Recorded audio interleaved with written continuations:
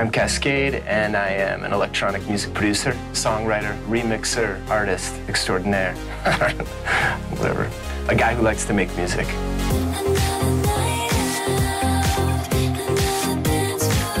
Well, to the really uninitiated, I always say I make dance music. Grand sounding, melodic, epic dance music. Cascade is the best! Cascade. It's like a waterfall of music. He's immensely talented, and you can see that when you see him play live and the way that he has the crowd eating out of the palm of his hands. He pushes the boundaries, even just for himself. You know, he's not really comparing himself to anyone else. He's very focused on making the kind of music that he loves and that he likes to play. My name is Cascade, and you are watching my episode of The Craft. Kicks out and back of the beat.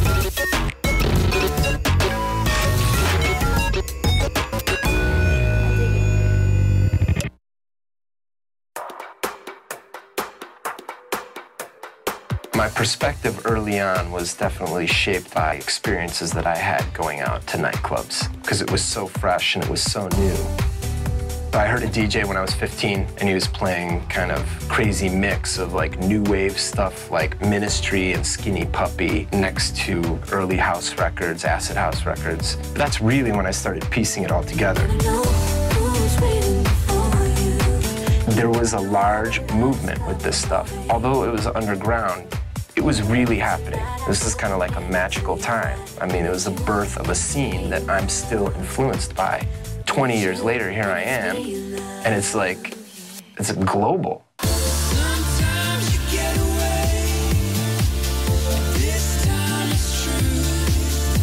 I was buying records, going to the record store, like getting, oh, this is the hot record of the week, or this is what so-and-so's playing at the club. DJ Scrappy was a big guy that I followed when I was a kid. I graduate high school in 1989. I go away to college in Utah. I moved from Chicago, the suburbs of Chicago, to Salt Lake, which is cool because up to this point, I was pretty naive, and I just assumed that this was some global phenomenon and that I could tune into any station and then hear some 5-hour mix and get the newest tracks. I honestly just thought that. So I get to Salt Lake, it's Friday night, I'm like popping on the radio. It's like, where's the clubs here? Who's the hot DJ? What's going on? And it was just nothing, it was zero.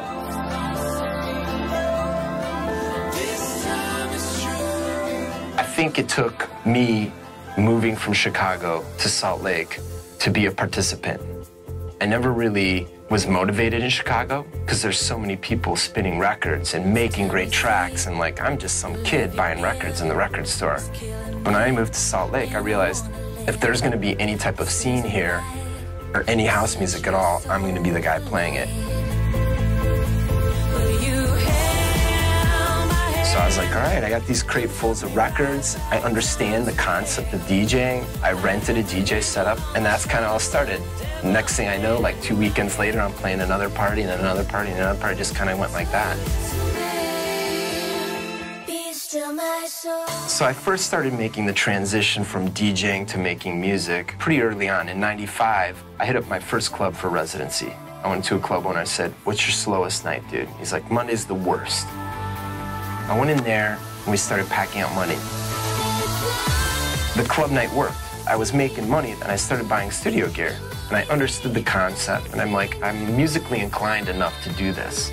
It just allowed me the means to be like, oh, okay, cool. I can buy a 909, I can buy an 808. And I spent a lot of time in my basement from like 95 to 97, really kind of figuring out like, okay, this is how a sequencer works, and this is how I sync up stuff MIDI, and this is how I put it together. And in 97 is when I put my first record out.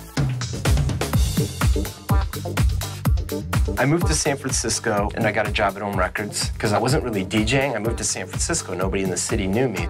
And really, Ohm gave me my first break. They signed my first couple of songs, and that was a really cool thing for me just to get a better insight into how the business worked. And that's when I really clicked with the San Francisco sound.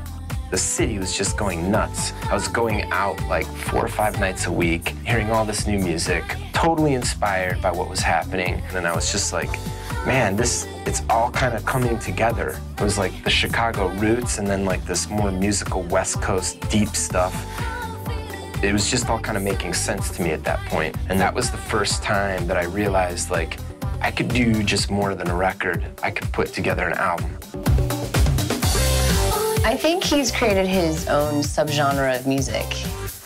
He's on top of his game, and he's loved by the dance world right now. The process of making a song is always a little bit different. Early on in my career, when I first started making music, it was much more beat-driven, because I was really into sampling and cutting stuff up and resampling and hashing it. It was more sound design more than anything, looking back on it now.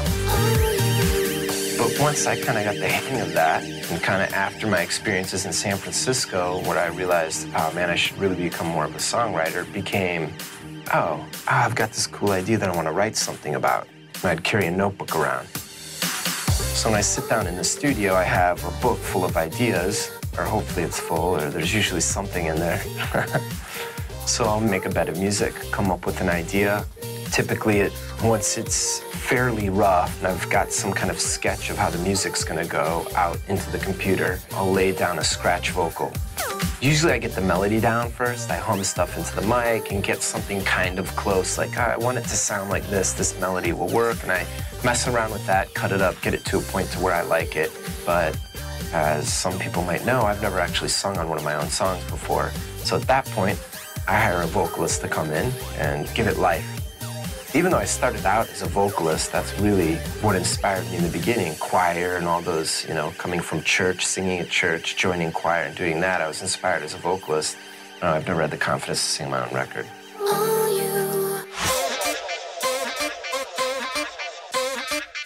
Remixing started coming into the picture a little bit later. I put out my first couple albums, It's You, It's Me, and In the Moment, and that's when it started getting out there. And Justin Timberlake's people called, and it was like, whoa, man, this is crazy. I was really intimidated by the fact that, okay, take this song and make it into something like this. Because that's not really what I did. I kind of had an idea, and I'd sit there and create it, and then it was like, okay, put it out. Cool, there's my thing, that's Cascade. But these people were contacting me to remix it and produce it how I would if I was sitting in the room with Justin. Imagine you're hanging out with Britney Spears, the Pussycat Dolls, or whoever, Seal, whoever you've remixed, and do it how you would do it. Remixing is a funny thing. Most of the time, it's just the a cappella.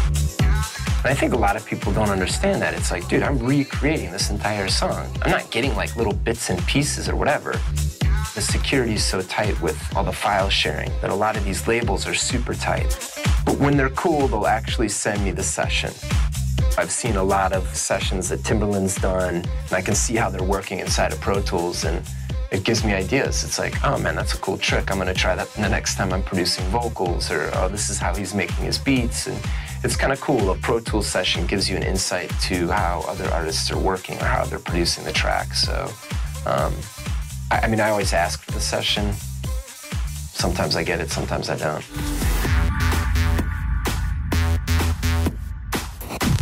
Music's a form of expression.